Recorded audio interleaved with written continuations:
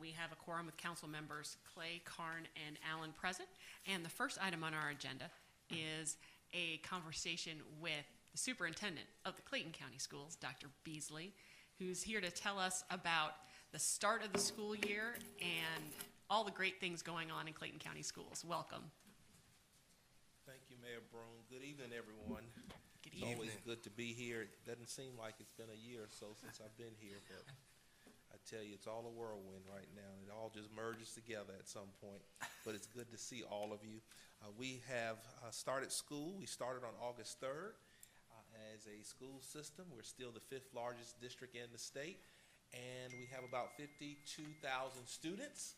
We're in our 7th week of school. 7th week of school, we are face-to-face, and we do have an official virtual learning program that is serving about 800 or so children, but everyone else is face-to-face. We're excited that the school year has been off to an interesting start, a good start, but as we address one challenge, kids are learning face-to-face, which is always good. We have our data. Hopefully you've seen our releases on the data, and the impact has had a tremendous impact on our reading outcomes. So this year, 2022 data will be baseline data again. So we're going to start going back up in the right direction now that we have everyone face-to-face. But last year, as you well know, we ended dealing with a few student issues relative to weapons. We have body scanners in all of our secondary schools, so we got that issue resolved. But then we noticed this year, the first few weeks of school, an increase, ticking upward, if you will, in the percent of students who were in physical confrontations. So we've been able to address that, and we see that going in the right direction. But we just find ourselves, of course, just ramping up our efforts to address students who are dealing with trauma, students who may have been virtually learning a bit too long, and who need to maybe learn some social skills other than what they learn on social media. So I'll tell you, we're pleading with our parents to monitor the devices that they secure for our students, and let's continue to focus on the learning process. Grad rates are anticipated to go up this year. We won't be able to share those until they're officially released. And more students, of course, are completing career pathways, and you should know college here in College Park, the North Clayton campus continues to outshine many of our schools, and we anticipate a pretty significant increase in the grad rate for that school on this year. We did lose Dr. Horton. He has retired as an educator after 35 years, but we are in the process of hiring or interviewing for another principal for North Clayton High School. But I just want you all to know that we're always open to your ideas, your suggestions, your feedback, your input as we continue to move the district forward. There is no shortage of work to be done, clearly. But our students are most deserving of every effort, every genuine effort that we can expend to ensure that they are performing at higher levels and to ensure that our schools are safe and positive. We want our children to be very proud that they attended Clayton County Public Schools. I'll conclude by saying in March of 2023, we'll put a vote out for SPLOST 7. In addition to currently a new Michelle Obama Elementary School, a modernized Jonesboro High School, a new Morrow High School, and a host of other projects. We're looking forward to 6 early learning centers to ensure that not only do 52% of our students who are currently in the county are enrolled in pre-K. Our goal is to get that as close to 100% in the county. And 4 new STEM elementary schools comparable or exceeding the one that you may have observed at the Michelle Obama STEM Elementary Academy. We are working to build our new arena at the South Lake Mall area using as a matter of fact, we purchased the old Sears building and we're tearing it down to build a 8,500 seat arena that will also house a Discovery Center. You may know it as a Junior Achievement BizTown and Finance Park experience for students to learn about financial matters. And we will house at that site a college and career academy that will serve all of our high schools, and a boys and girls club is also intended for that location as well to serve hopefully our middle school students who we deem as in need of some after-school activities in our county. So I'll pause to see if you have any questions, and I look forward to the opportunity to come back and engage with you when that avails. Thank you, Dr. Beasley. Councilman Clay? You've been through a tough couple years. That's a nice way of saying it. Yeah, I was on school board many years ago in another part of the country, but I can't imagine how difficult it has been. I'm really glad to hear that you're focusing on the reading. I hope your graduation rates are going to be positive. And I don't really have any questions. I'm waiting to see the rest of the data to come out. Right. As we are, and we're hopeful. It looks pretty promising, and you should know, and this is important to share, prior to the pandemic, our mobility rate, the highest it's been since I've been superintendent, and this is now my 6th year, was 32.3%.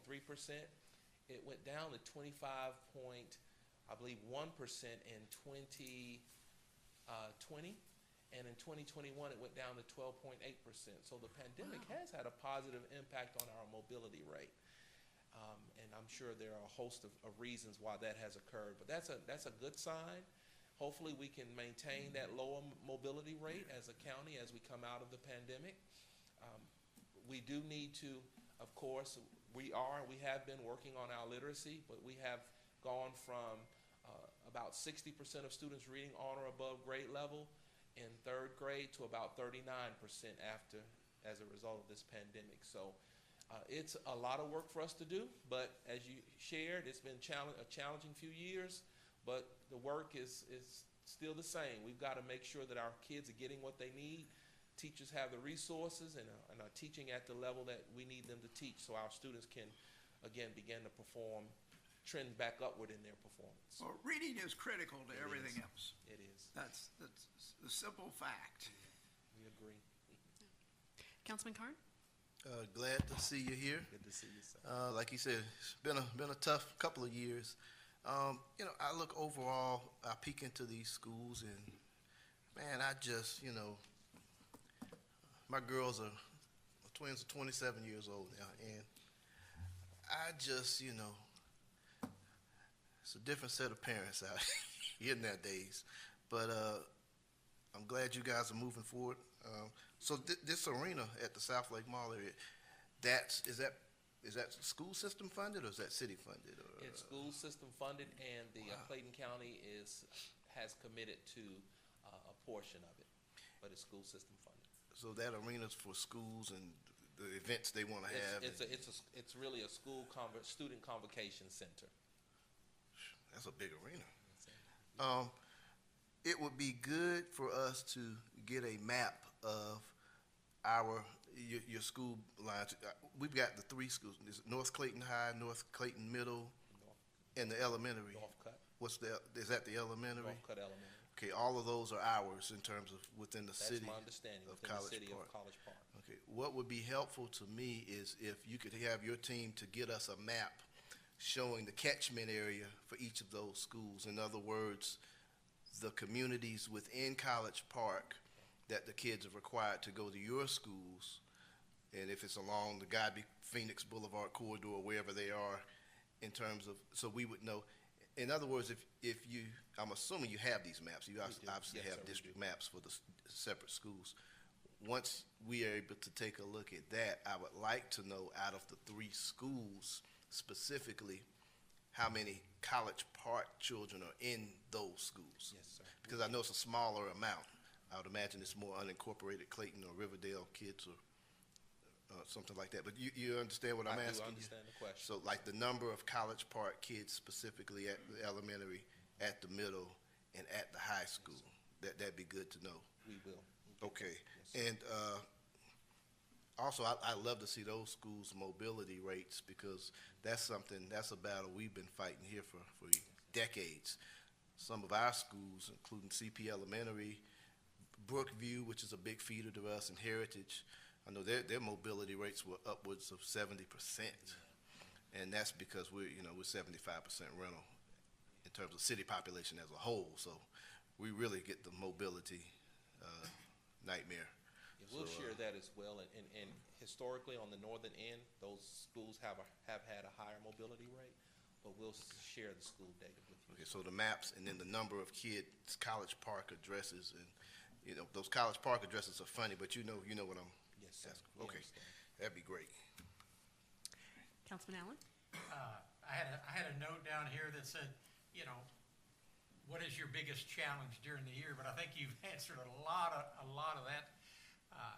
My question is, and as Councilman Carnes mentioned, we have a lot of apartment people, and they come and they go, and they might start the school in Clayton County, and then halfway through, they've moved to Florida or South Carolina or somewhere else.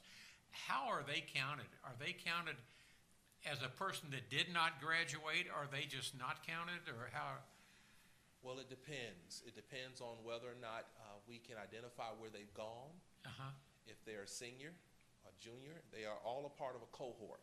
So if Okay. we can identify where they have gone, then that helps us. If we can't identify where they have gone and we don't have any type of documentation for where they may have gone to, that could be a ding against us. Yeah, that's So what I it was. just depends on the data, and our schools spend quite a bit of time trying to identify where individuals have gone, using social media even if necessary to figure out where they have gone. We have been on this journey of really cleaning up the data for some time now. That helps, but when you have those high mobility rate, as you well know, tightening your internal processes helps as well, but it doesn't fix the issue when families just choose to leave at the end of a year. They didn't come to the school to do any type of withdrawal or didn't convey any type of communication, and we've just got to figure out where they are. So that is one of the challenges, not just within the College Park area, but across the county. As you know, Clayton County has a 50% rental rate as a county. Okay, yes, I guess that's where I was going with all of that. Thank you very much, and that's all I have. I appreciate you coming every year. Thank you. Very Enjoy nice. coming. Enjoy coming. Councilman Gay? Yes, well, I appreciate your attendance with us this evening. I think you do an amazing job. Really proud of you. I had a couple questions. I noticed y'all have a few male board members, school board members. Are there conversations about attracting more men in the school? I think it's probably less than, what? We do. As a matter 2%? of fact, we have several initiatives that we're working on to attract more males. We have about, out of 3,000, I'll say we have over 3,000 teachers, but I'll just say around 3,000 teachers, about 300 are male teachers. So we've got some work to do. So that's less than 10% of male teachers. But we're working with a few of our post-secondary institutions and some other organizations to really get the message out there. We're working with the Metropolitan RESA, Regional Educational Service Agency, to see what we can do. As you may not know this, but you should. A lot of the enrollments in some of the educational programs at the colleges and universities, they're declining. They're closing some of the programs potentially, or at least not offering as many degrees as they have offered. So we have our own internal teacher alternative preparation program. So we are looking for individuals, if they have at least a degree, we will train them to be great teachers. Oh, And that's we great. have a pretty good success record. And I just had another question. I substitute occasionally with Fulton County, right? My question is, what are y'all doing to try and deal with disciplinary problems? I see it becoming an issue. That is a challenge, as I shared earlier.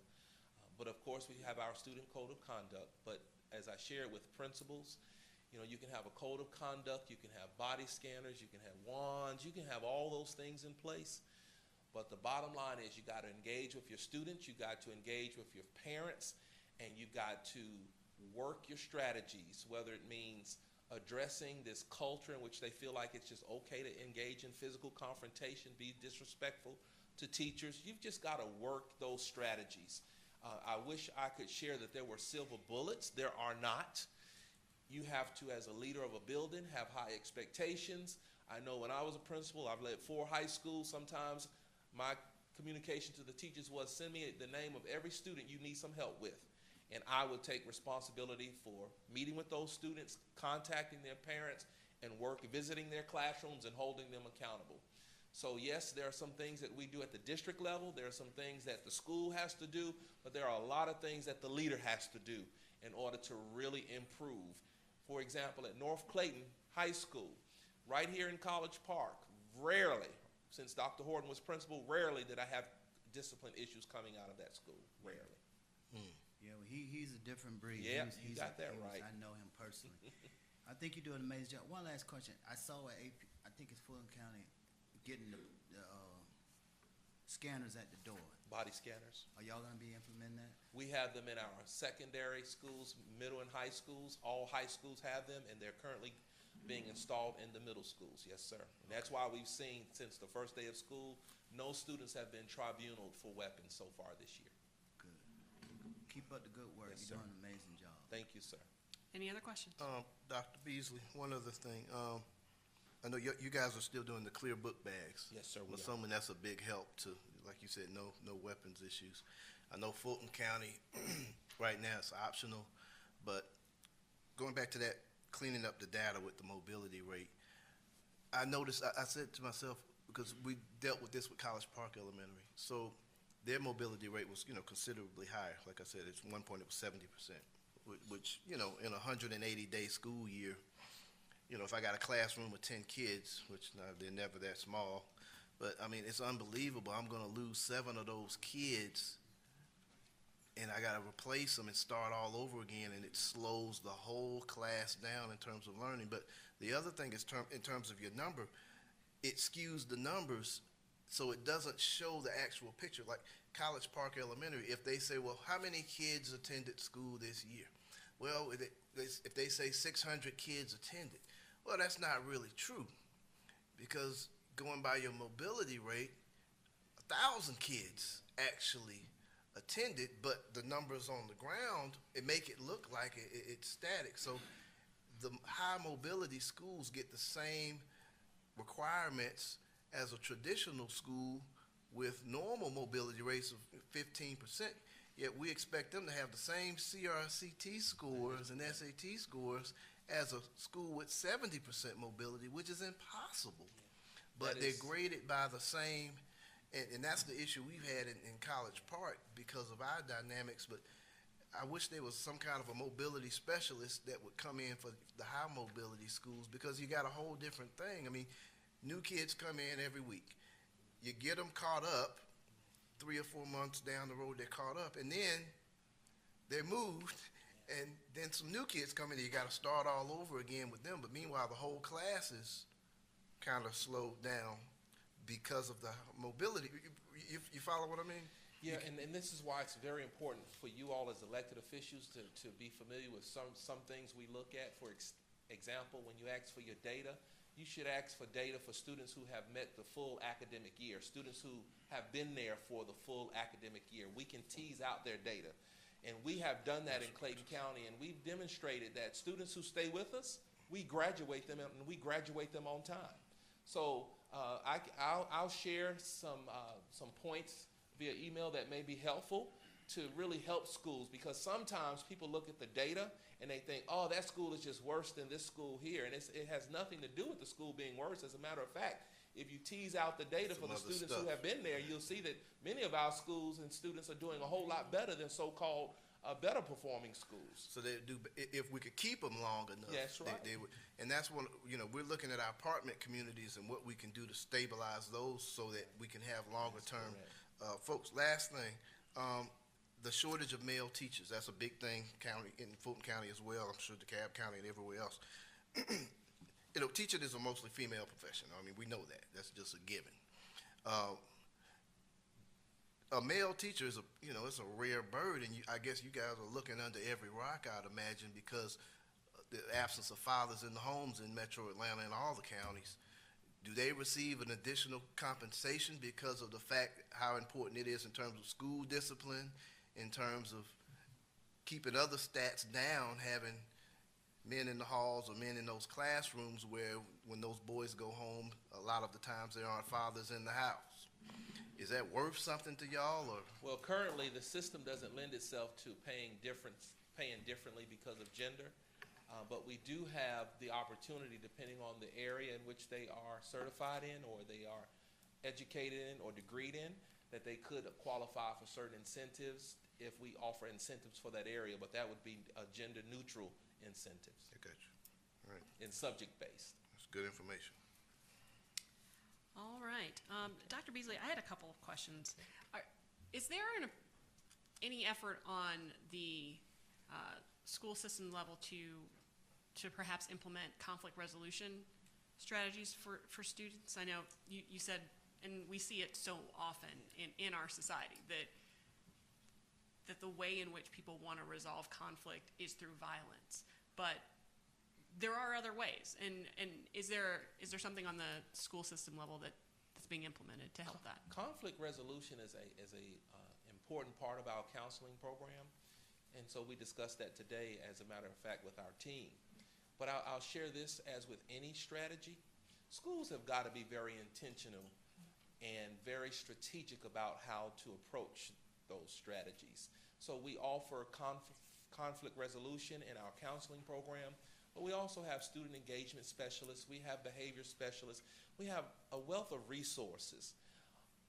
But it really helps when our circles of support, and we have a circle of support that exists in every school, when they are sitting around the table in a circle, talking about students, looking at the data, and identifying which students need which resource, and families if necessary, and being very intentional about connecting them to those resources.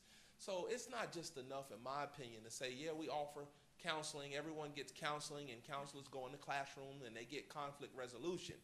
But if you've got kids engaged in physical confrontations, we expect you to be very intentional about connecting those students to those conflict resolution resources, and looking at your data to figure out exactly what do you need to do school-wide to address conflict resolution if you see a spike up in a particular area, in this case, physical confrontations.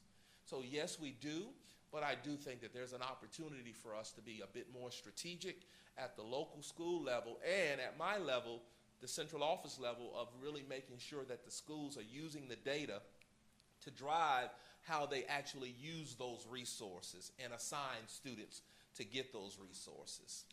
Is there any thought about peer-to-peer conflict resolution strategies? Because I know in some communities that has been effective, because obviously kids talk to each other differently than adults talk to kids. I think that there's an opportunity there for us, because as you well know, as you just shared, peers listen to their peers, and so that's an area of opportunity for us. And lastly, and maybe this is sort of a bigger question, but how do we work better together so we can continue to serve? Well, it helps to have these type conversations, like you just mentioned, peer-to-peer mediation. We'll take that back and have conversations to see where we are with the use of that strategy. It helps when you ask questions about the performance of schools, and we have some good exchange about how do we actually look at the data, and then how do we respond to people who I often say are data uninformed, or they don't necessarily have the benefit of being in my position where I can really go through and analyze the data, and I know the story sometimes better than most. But these type conversations allow us to hopefully inform the public about what's happening in our schools, and maybe how do we ask for data? How do we ask questions about what's really happening in the schools?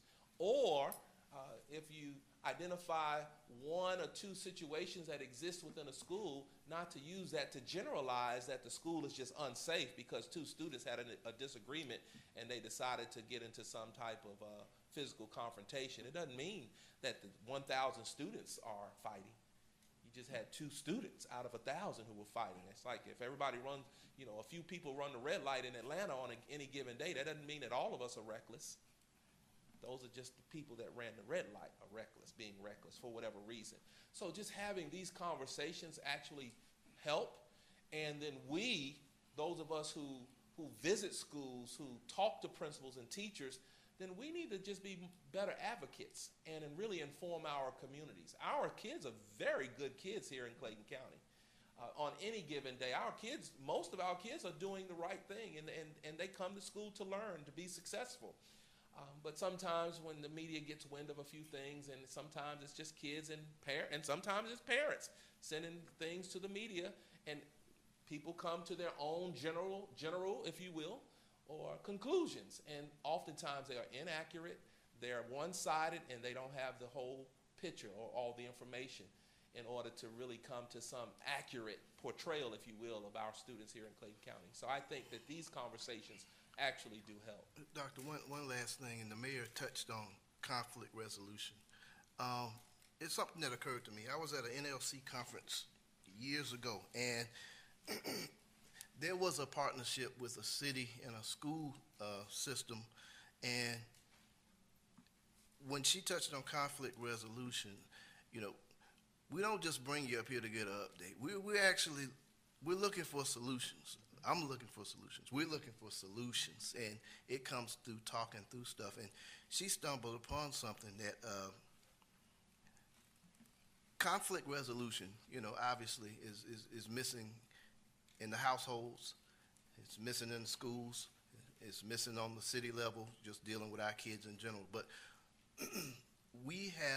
most cities have a Parks and Recreation department. A big part of the concept of parks and recreation and sports programs for kids, a part of that is conflict resolution per se. So my question is this, I guess.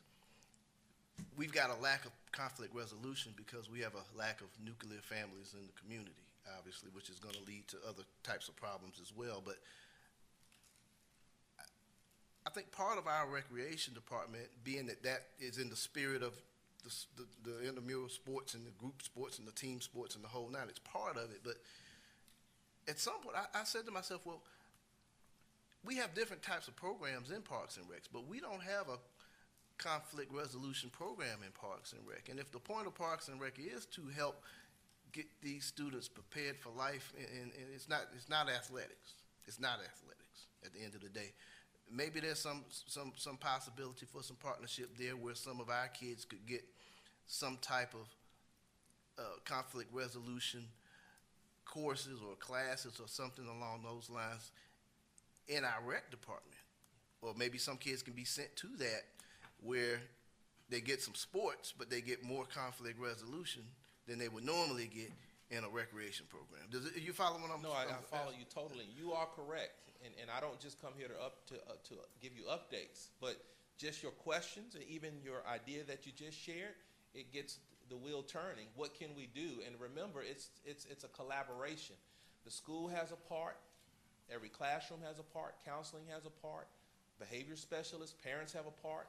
But then beyond the schoolhouse, what can we do to just fill in those gaps to ensure that our students are getting that type of awareness, information, and the opportunity to improve in those areas well beyond the schoolhouse. So I've got a mental note to go back and let's talk about peer-to-peer conflict resolution, and we do have a relationship with Parks and Recreation to see what we can do to build upon that relationship, given that this is an area that's impacting not only the schoolhouse, but as you just shared, so many individuals and organizations and families beyond the schoolhouse. Well, at some point later, I want to follow back up with you, and I'd like to, I don't know, I'd like to talk to him about seeing if we could come up with something at some point or some kind of a form or something. But I got an election to November, but it'll be after that.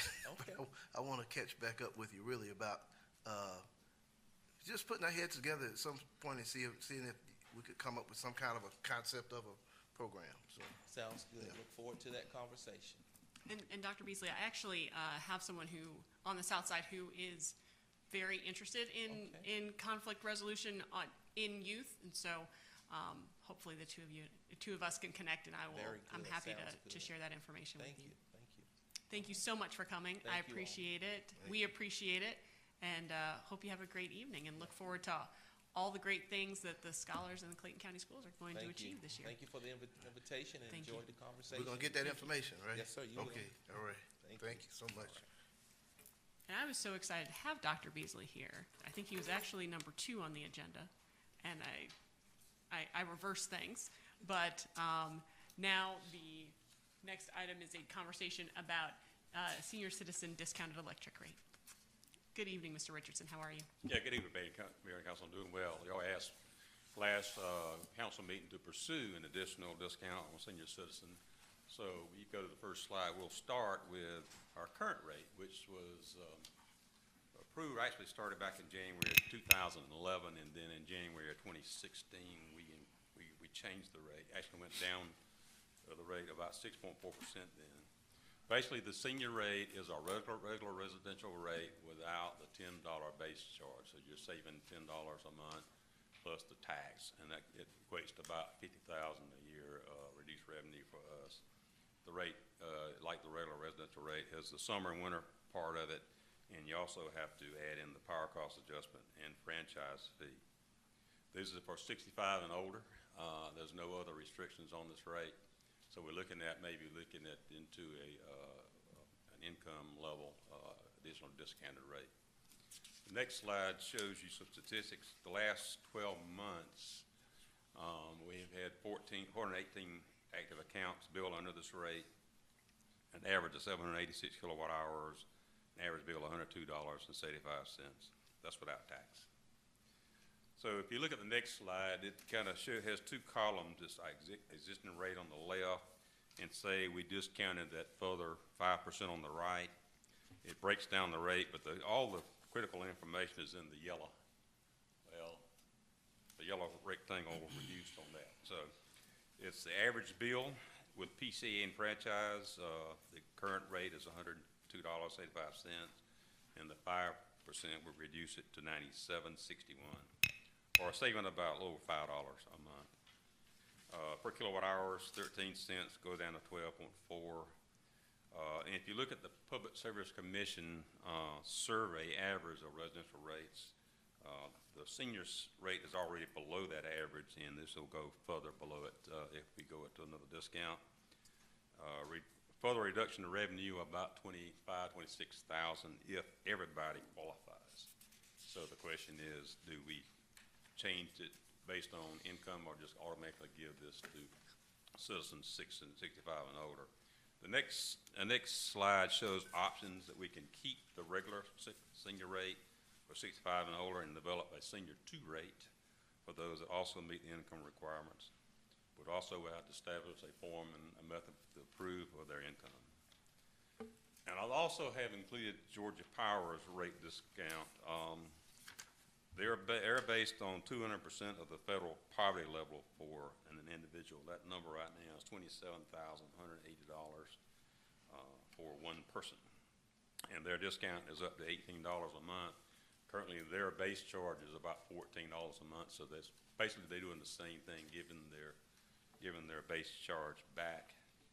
And then the final page I have is Georgia Power's application, just a copy of that on how they do that. So that's basically the quick presentation. I think our level for the homestead was $40,140, which would be more like 300% of the federal poverty level. It would use that number. So that's all for discussion. All right. Okay. Thank you, Mr. Richardson. Councilman Clay? The power fund, along with other enterprise funds, our intent is for them to carry their own weight. That's right. That we don't subsidize them. Whatever we do, how close are we to kicking us over into having the enterprise fund for power not carrying its own weight? We're doing real well right now. Our budget, remember, had a So we're not in danger. I didn't think no we danger were. whatsoever. Do we have all the rentals in the city? For example, Housing Authority, they pay power bills That's right. to the city. Right. They're not subsidized by the Housing Authority in any way, are they? I'm not aware of that, are they?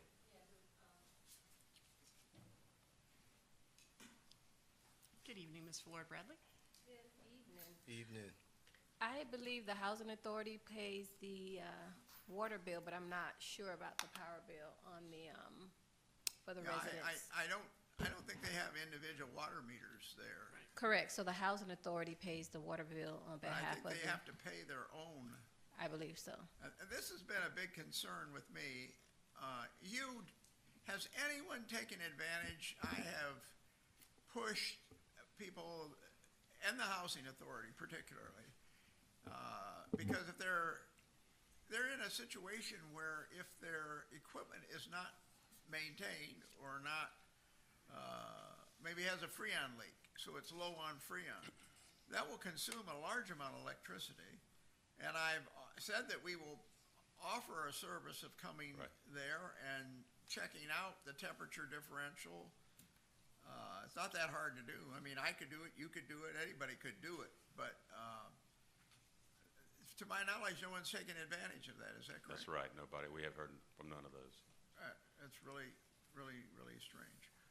I don't think that, one of the things I worry about creating a second senior rate, for example, or putting some kind of an income test on it. We have to enforce it. Now with the senior tax exemption that we're trying to get the state to approve now, with that, you've got to provide your income tax return. You know, there's a fair amount of teeth in it that say, we're reasonably sure, not that you couldn't get around it some way, but we're reasonably sure that they really are in need. What concerns me, if we make a needs test on this, we create another whole requirement for regulation, and I don't know how much, in addition to what we give away in the $25,000 that you mentioned here, how much additional does it cost us? Do we have to hire another person on staff just to go through every year and verify that they are Right. truly in need, et cetera, et cetera? So my inclination would be to make it available to anybody that's a senior. Now, you can say, yeah, I have a vested interest in that, but I just put in a whole new HVAC system that is super efficient. So my power bills have come down dramatically based on that. But that's what makes me worry about the Housing Authority people, because, or any apartment dwellers. I mean, Councilman Carn has a whole bunch, and Councilman Allen has a bunch. I have some. But if the apartment owners don't maintain the units in the apartment, or don't modernize them, you know, maybe you got a 20-year-old unit, the efficiency of that is going to be very poor compared to what you can get now. Another option, you can always make a bigger discount if you're 70 or higher.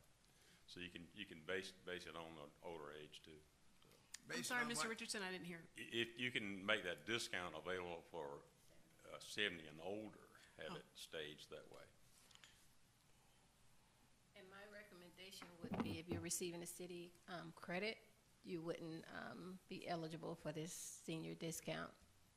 If you're currently receiving the city credit, utility credit, you wouldn't be eligible for this discount.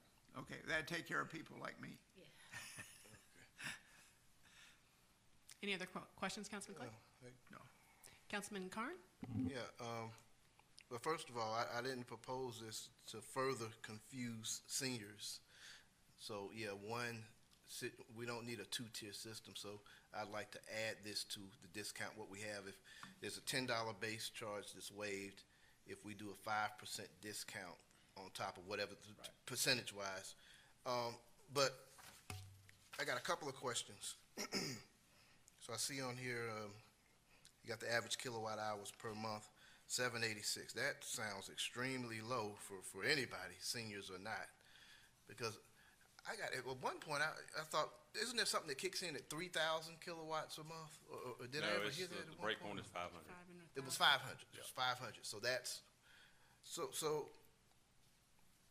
what's the normal average kilowatt hours? I got that. seniors, All or not? residences are 801 kilowatt hours. 801. Okay, so seniors use less heat and air, that in terms of all electric. Now, I was assuming seniors used a whole lot more. I know my mother-in-law, well, when she's at my house, you know, she likes a lot of heat.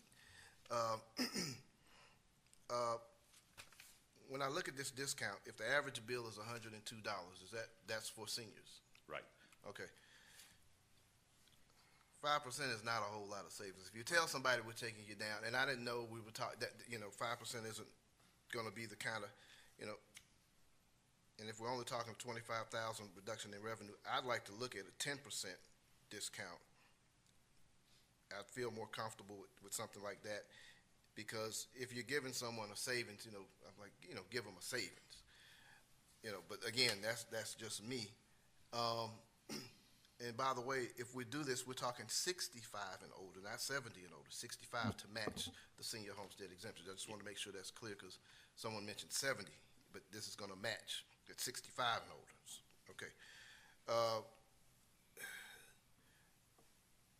If you're low on Freon, yeah, you're going to pay a whole lot more because you're running your. I wasn't aware that we would do a free Freon check. I had no idea. Yeah, it's an energy audit, and we basically come out and check. We attack the heating and cooling system first to see if anything is wrong there. That usually is the culprit. Then we check other things too. Well, I can tell you you- don't actually check Freon levels. No, we just check, You just check if it's the performing temperature well. differential. It's performing well. And Okay. All right. for example, mine's about 19 degrees. That's 18, good. 19 degrees between what goes in and what comes out of the cooling unit. If it's 10 or less, it's really struggling. The other good thing about this, so I would like a 10%.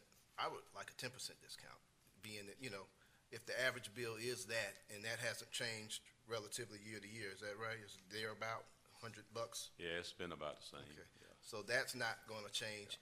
As old and as raggedy as some of these apartment complexes are, yeah, I'd like to see a 10%.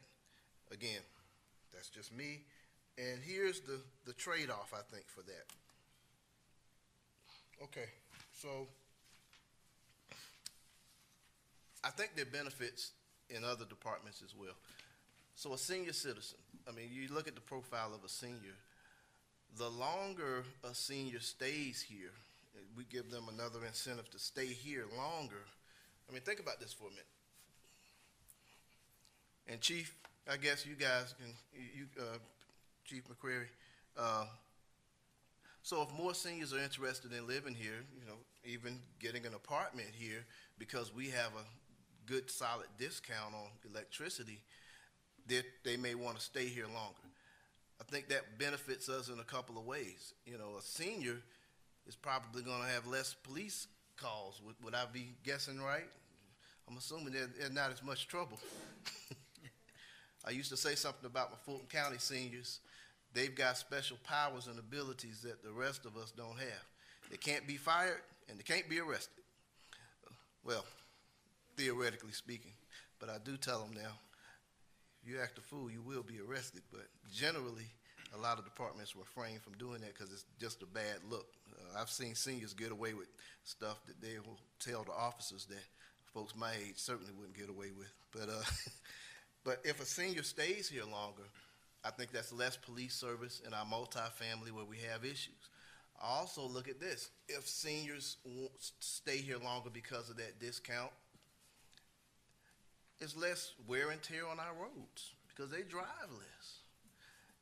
They drive slower, they drive safer. So I mean, I think there are a lot of potential benefits in terms of we may pay a little more, give a discount, but we get less headache in return, perhaps. So I mean, it's something that there are other factors and benefits that we may get from this that that benefits other departments. So so I for one, I would like 10%. If you're telling me I'm taking you from $102 to $97, I'm going to be like, well, that's great, but a 10% would be actually something worth talking about. I mean, I'll take the 5, but I'd like to see 10. So That's all I got. Councilman Allen? Okay, just a couple of things. You are talking about their primary residence only. In other words, if I have an apartment, or say I have a rental house somewhere in my name, I could not use that to get a discount and use, okay. Right. And only one residence, are they gonna be filling out a form? They do right now to prove they're 65 and over Okay. in the ID card. I just worry about their residents, because there's people that, have 2 or 3 residents, and they'll try to get all the residents. And I don't think that's what we're trying to do, so. Okay, that's all I have. Councilman Gay? Chief, did you say, no, not chief, but, did y'all say that this applies to the people in the apartments as well? It does. Well, I think you touched on something earlier in your presentation that I think we should put a lot of emphasis on, and that's maybe hold the property owners accountable for bringing the properties up to par, because what I see a lot is the rates are high where the people don't have good, windows or whatever. And maybe we could, and then the second thing I would emphasize is Fulton County has a program that can provide installation and different things in people's home. I think as a city, maybe we should look at how we can provide that service to help them, connect them with those two programs. I'm aware of it because I have some residents who've actually got that program. And the third thing would be, I don't see a problem with the 20% if it's just a difference of $10. I was in a meeting during the tax debate, and one of the seniors said to me that some cities even offer a quality of life. Just to live in their city, they're given certain perks just by a quality of life incentive of living in that city. I don't see that as being, especially if there's also a conversation that we're having about raising the millage rate. If we're going to be having that conversation, I don't see that as being an issue. 10%.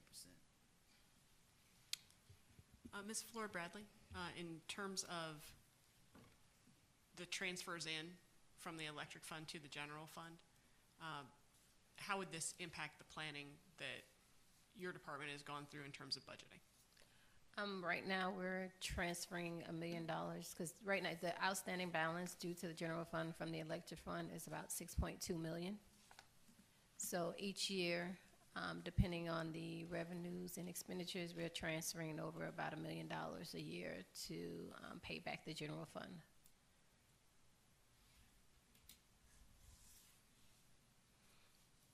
Do you foresee that this proposal would impact those plans to continue transfer? The 5%, no. The 786,000, no, not at this time. What about 10%? 10%, I let Hugh discuss based on the projects he has, upcoming projects. Our revenue for residential is $9 million, so you're basically taking 50,000 out of that. So it's very small. Okay. I hate to say 50,000 is small, but in relation to our revenues for residential, it is, yeah. Right, just no 50. Chief, I have a question. I just need for you to clarify something that I've never been clear on since I've been on council. Speaking of the enterprise fund, can you clarify, did we take $50 million of power funds, and we were going to build a power department and a public works combined, where the warehouse is on White City Road? My understanding is that we bought that land to build a power, and I was told, I never verified this, that was $50 million, and that money never was spent on that project. Is that a rumor? I'm not aware of that. No? The last I heard, there was a developer that wanted to purchase the land we're on. And to get that, they had to build us a new building to give us somewhere to move. And I don't think that went away. So that's all I know. So, Okay. yeah. Councilman Carn? Hugh, I know we owe you a lot of money. And, I'll take it. I hear you. But You know, the first priority is to get some of this property sold, and we're working towards that. I think we're making progress so we can start paying that back. But if we do the millage rate increase, you know, I want people to be aware that affects our apartment residents as well, even more so acutely than our homeowners, believe it or not, because when they get those increases, those property owners are going to raise those rents. And when they raise those rents, they don't raise them by $25. Those are raised in $100 increments. So theoretically speaking, a 2 mil increase for a homeowner is going to be nominal compared to our apartment community when they get a rental increase. If they're paying $900 now, they're going to be paying $1,000. That's a 10% premium on what they're going to be looking at minimum. So I just want folks to be aware of that in the public, that this is not just about homeowners. So a discount like this, I think, is reasonable. Again, I would like to see a 10%. I'd like to see a 10%, so it's, you know, worth something to residents, especially the seniors. So. And I just want to remind the council that in addition to the senior discount rate, the additional 50,000 will now be 100,000, considering the first $10 waiver. In addition to that, the city employee utility credit also, that's another 100,000. So that'll be about 200,000. I thought we were not doing any additions to the city utility credit. That doesn't The current count. utility credit that not the residents, but the employees are receiving, that's also a discount. But we're not, I thought we weren't going to double dip. I thought you said earlier, if you're receiving No, I'm saying overall. I'm just basically giving you a tally overall as far as the utility fund. The utility credit that the employees are currently receiving is about $100,000. That's what it's costing the city. In addition, the $10 waiver, that's about $50,000, and this additional discount would add another $50,000, so that would equate to Right. $200,000 credit that you're currently. Okay, but it's allowing. it's not like an employee who is a senior, they don't get to double dip. Correct. I'm Okay. just giving you a tally of I what you're understand. currently The offering. overall- Okay. So overall, Overall picture. it's an additional 50,000 potential. Equating to 200,000. That's with the 10%. Correct. Okay. All right, any other questions for Mr. Richardson? I'm good. All right, hearing none, I'll take a motion at this time to re-enter into executive session for the discussion of personnel. So moved. Thank you, Councilman Carn. Is there a second? Second. Thank you, Councilman Clay. All those in favor? Aye. Thank you, gentlemen. That is unanimous. We'll head back into executive session.